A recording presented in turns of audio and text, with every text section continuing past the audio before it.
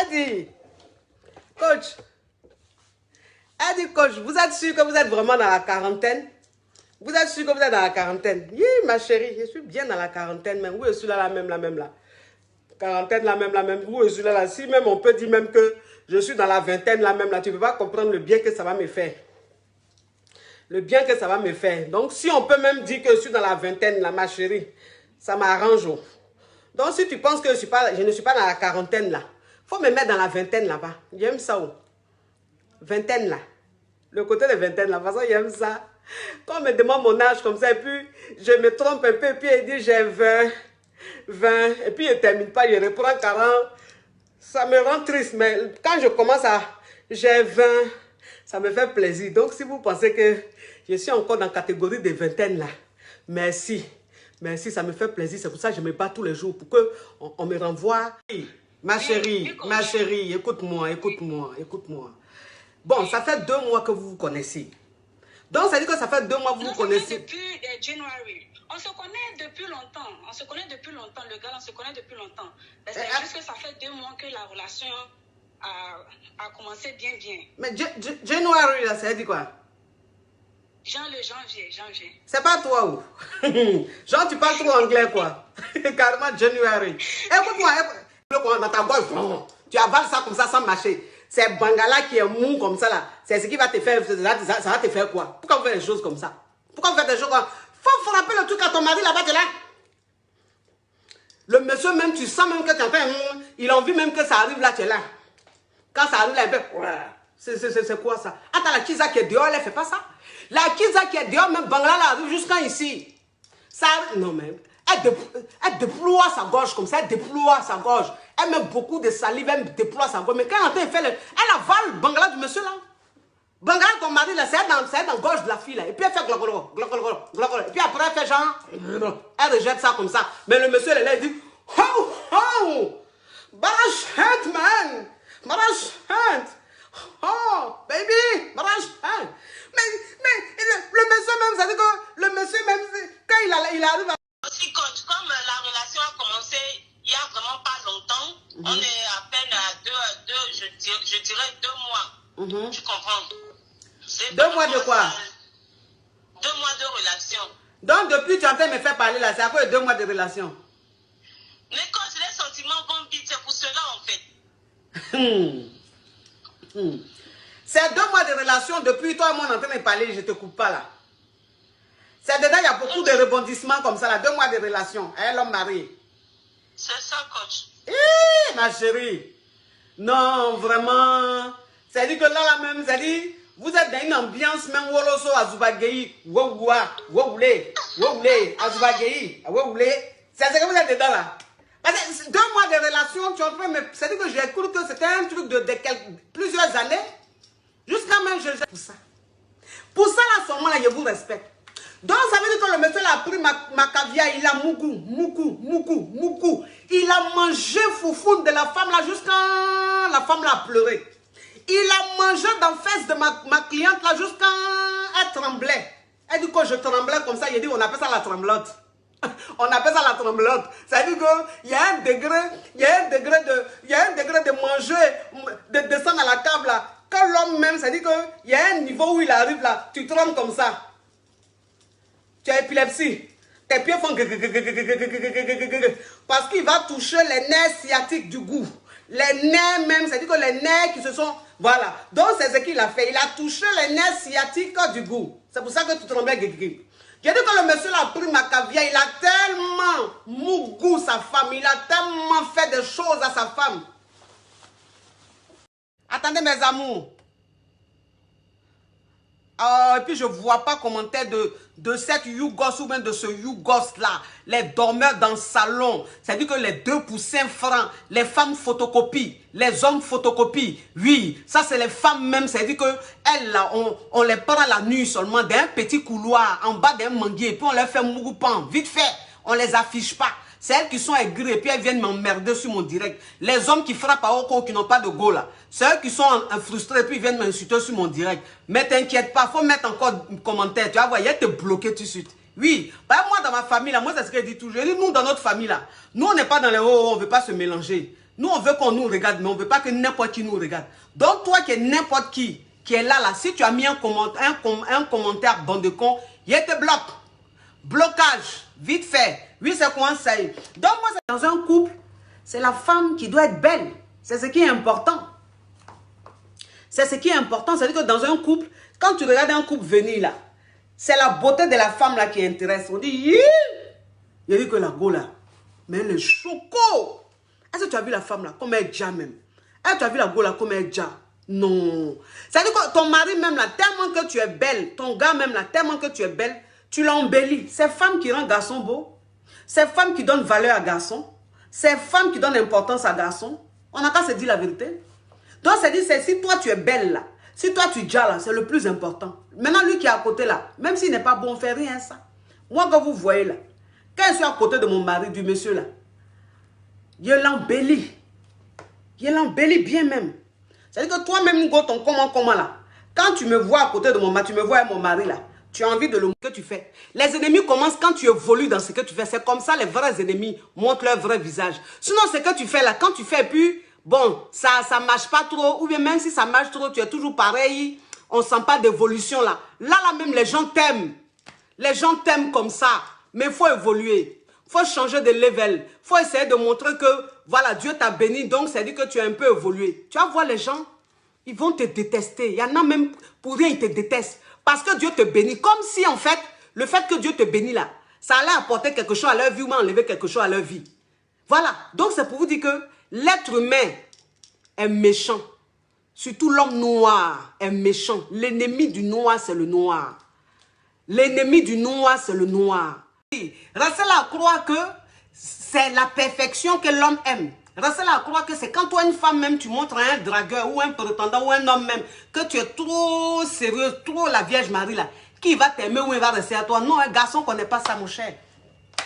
Moi, il dit garçon qu'on n'est pas. Garçon, il est maso. Garçon, il aime quand tu voyages un peu avec son cœur. Garçon, il aime quand tu voyages un peu avec sa tête. Garçon, il aime quand il est assis comme ça et puis il dit celle-là même, qu'est-ce qu'elle est en train de me faire? Oh, mais la petite là va me rendre fou. Elle va me rendre fou. Garçon, même c'est ça. C'est dit que quand c'est comme ça, là, son cœur fait bou bou bou. L'amour monte. Mais quand garçon, même il est assis et puis il fait ça. Oh, mais celle-là, je sais que même si je suis en train de pas parler, je suis même pas en train de parler avec elle. Je sais qu'elle est assise là-bas, c'est moi, elle attend. Je sais que elle est là-bas en train de penser à moi. Oh, mais celle-là, elle est trop disponible. Quand c'est comme ça, là, ma chérie. Le gars même là, 2 mois seulement, il drague, il rigole avec toi, il flirte avec toi, il te mougue et puis après il gagne temps. Un garçon, moi il vous dit, il y a des garçons, les hommes là, ils aiment quand femme a un petit côté à lui. Il semble que tu as envie de pimenter ton couple. Pourquoi ton mari même là, même son lance saute là? Ah ma chérie, c'est de ça on parle. Parce que quand on dit pimenter, là, on parle de pimenter où ça sera fructueux. Ben si c'est pour pimenter et puis c'est pas fructueux là, ça sert à rien hein. Donc, c'est-à-dire que toi, une femme, même si tu as envie que décembre, là, pour toi, sorte, si tu as envie que décembre, là, tu as ton argent, tu as ton jeton de décembre, là, ton mari, là, tu dois, c'est-à-dire que tu dois l'allumer au maximum. Tu dois faire de ces choses. Tu dois sortir de ta zone de confort. Tu dois sortir de tes habitudes. C'est très important. C'est très important. Moi, voilà pourquoi je dis aux femmes, voilà pourquoi je dis, toi, une femme, quand tu es à la maison, évite de trop te charger. Évite de trop te charger, c'est très important. Ton mari, même quand il est à la maison, ou ton homme quand il est à la maison, et puis lui-même, il te regarde, tu es habillé, tu es dans la maison, tu es habillé, mais tu n'es pas trop couverte. Tout ça, là, c'est excitant. Tout ça, c'est excitant. Vous comprenez un peu?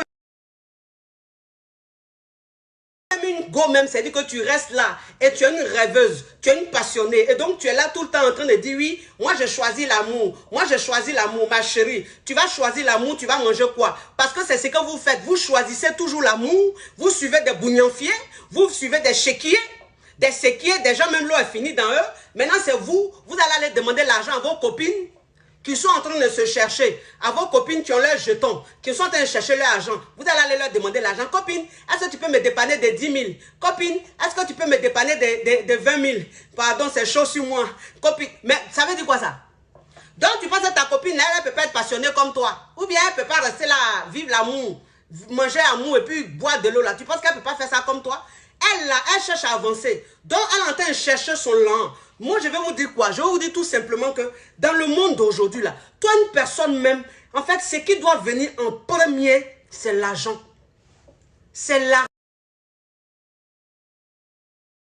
Aujourd'hui, on n'a pas besoin d'avoir les moyens pour être chic. On n'a pas besoin d'avoir les moyens pour être classe. Si tu as les moyens, tu t'habilles avec les vêtements chers, avec les accessoires chers, c'est ton choix. Mais si tu n'as pas les moyens, tu peux t'habiller très chic, très classe, même avec des vêtements pas chers, même avec des marques pas chères. Parce que le plus important, c'est d'avoir du goût. Le plus important, c'est d'avoir du goût. Le plus important, c'est se connaître. C'est de savoir se mettre en valeur. C'est très important. Vous comprenez, mes chéris? Oui, c'est très important. Oui, ne restez pas là à dire, oui, moi, je suis trop simple. Moi, je n'ai pas besoin de m'habiller comme ça.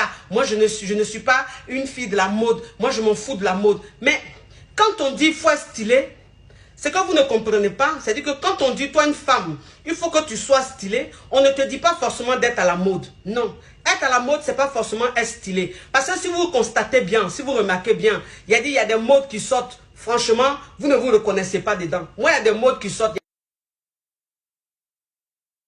Je m'en vais, les gens vont penser comme ça de moi. Et puis, ils restent dans quelque chose. C'est-à-dire que la relation ne va pas devant, ça ne va pas derrière. Ça n'évolue pas, ça ne fait rien.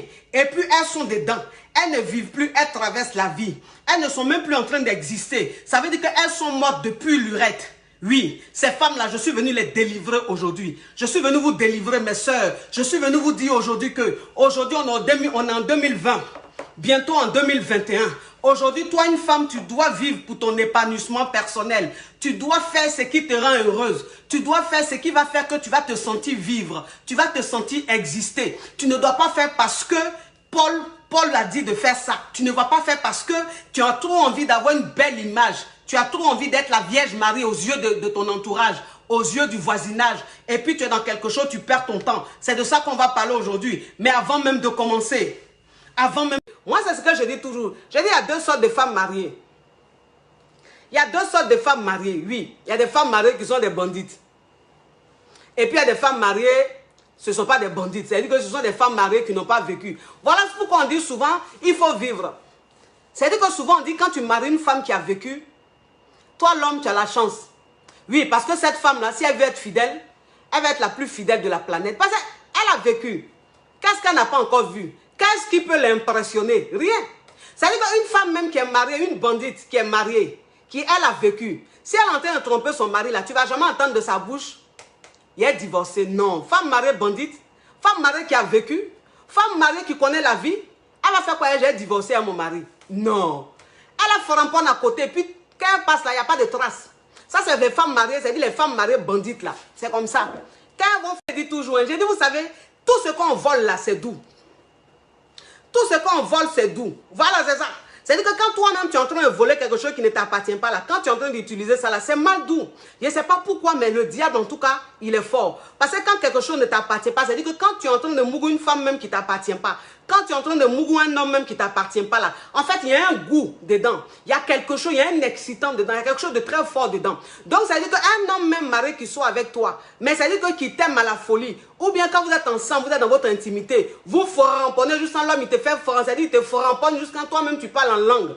Tu parles en langue, c'est-à-dire que ton mari même qui est à la maison là, il ne fait plus ça.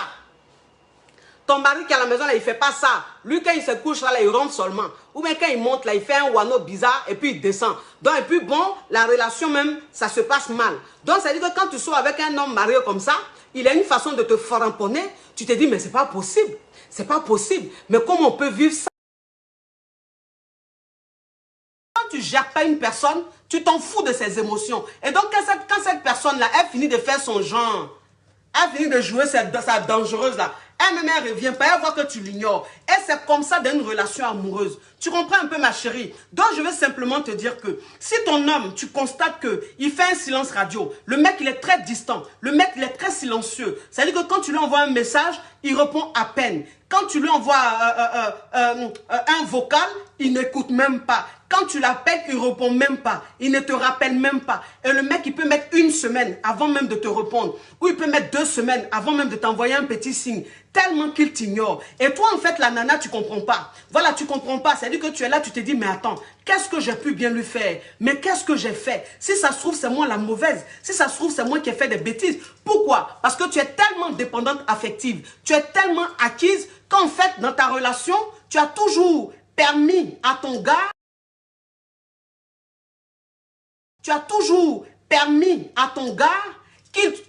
qui t'accuse et que tu sois fautive, c'est-à-dire que tu es tellement amoureuse, tu es tellement une donna, une benja, que en fait, à chaque fois qu'il y a un problème entre ton chéri et toi, il te fait toujours croire qu'en fait, c'est toi le problème. Que c'est toi qui es en tort. Que c'est toi qui ne veux pas faire des concessions. Que c'est toi qui ne veux pas faire des efforts. C'est toi qui ne veux pas faire des sacrifices. Voilà. Et donc, tu es toujours à t'excuser. Tu es toujours là à t'excuser. Même quand c'est toi qui as raison, tu t'excuses. Pourquoi? Parce qu'il te fait comprendre que la relation dans laquelle tu es, si tu as envie que ça aboutisse à un mariage, si tu as envie que ça aboutisse à quelque chose de sérieux, il va falloir que toi, de ton côté, tu fasses plus de sacrifices. Plus de sacrifices, ça veut dire quoi? Ça veut dire que tu dois accepter tout et n'importe quoi. Et toi, en fait, tu dois te taire. Et même si c'est toi qui es en tort, tu dois t'excuser. Et le mec, quand il s'habitue à ça, le silence radio, ça devient en fait des beignets aux crevettes pour lui. Et quand il commence son silence,